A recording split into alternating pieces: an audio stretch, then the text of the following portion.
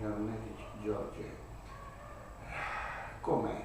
mi trovo ancora in ospedale da 24 aprile fino a oggi è data 1 giugno del 2013, sono da solo, mi trovo da solo e sto male per via di mia cucciola, perché io in questo mondo ce l'ho solo mia cucciola, io me stesso. Io ancora mi trovo qua in ospedale e sto male io e sta male anche mia cucciola. Come è fissata una data di riunione il 4 giugno per trovare una sistemazione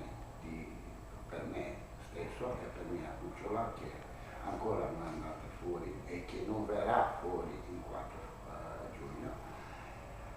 Io mi penso e voglio che faccio ancora un sciopero dove mi trovo qua a ospedale, dentro di un ospedale, se no mi danno una risposta esatta per un tetto per me e per mia cucciola, oppure un lavoro per legge 68 dato di mia malattia, io riprendo sciopero il 5 giugno alle ore 20 la sera, perché so che già anche adesso sono informato che non ci sono ancora pronti per darmi un aiuto. Come io mi trovo davvero tanto male senza mia cucciola e anche mia cucciola senza me, io non posso resistere più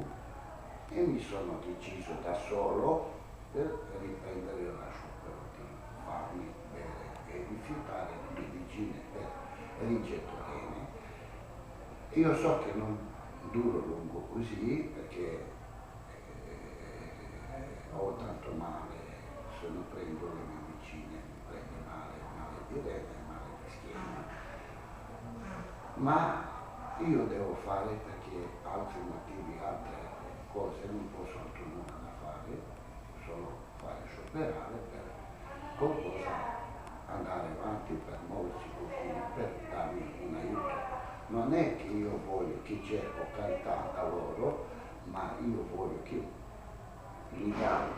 vivere come una persona umana, come tutti gli altri, insieme con la mia cucciola.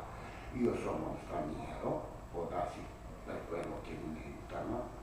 ma anche io sono una persona umana come tutti gli altri. Grazie.